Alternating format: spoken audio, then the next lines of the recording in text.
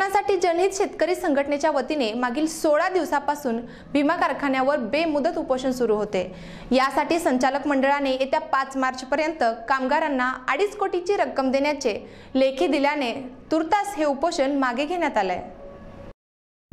मोहोळ तालुक्यातील भीमा सहकारी साखर कारखान्याच्या कामगारांचे आपल्या थकीत पगारीसाठी मागील 16 दिवसापासून सुरू असणारे बेमुदत उपोषण मंगळवारी कामगारांनी मागे घेतले। 2.5 कोटी 5 मार्चला तर उर्वरित रक्कम 15 एप्रिलला देण्याचा तोडगा काढण्यात आला।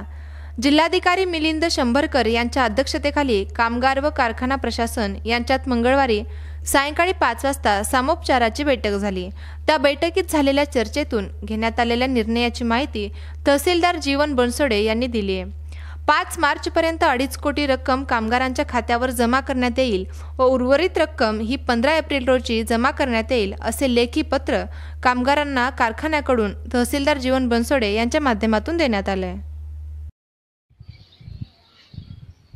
मी महाराष्ट्र राज्य जनहित शेतकरी संघटना संस्थापक अध्यक्ष प्रभाकर भैया देशमुख माझ्या या मोहोळ तालुक्यातल्या भीमा सहकारी साखर कारखान्याने कष्टकरी कामगारांच्या 19 महिन्याच्या पगार दिलेल्या नव्हत्या, त्या अन्यायाला वाचा फोडण्यासाठी मोहोळ तहसील कार्यालयासमोर सर्व कष्टकरी कामगार बंधू प्राणांतिक उपोषणाला बसले होते आणि आपलं आंदोलन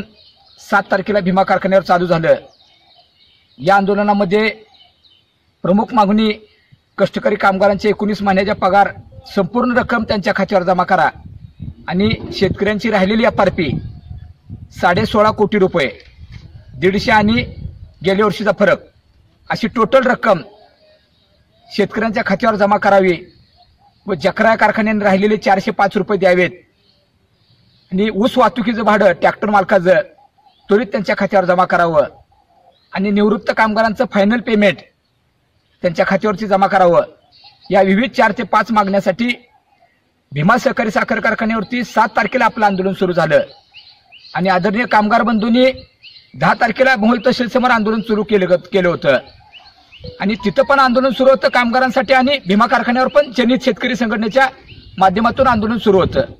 तर कालच आदरणीय भीमा कारखान्याचे चेअरमन धनंजय महाडिक आणि व्हाईस चेअरमन सतीश अण्णा जगताप व इतर सर्व संचालक मंडळांनी कामगार बंधूंशी चर्चा करून त्यांचा योग्य तोडगा निघाला आहे आणि परवाच्या रस्ता रोको आंदोलनामध्ये सुद्धा की माननीय जिल्हाधिकाऱ्यांना जनहित संघटनेनं आवाहन केलं होतं की लवकरात लवकर कामगारांच्या याच्यावरची तोडगा काढा, शेतकऱ्यांची एफआरपी द्या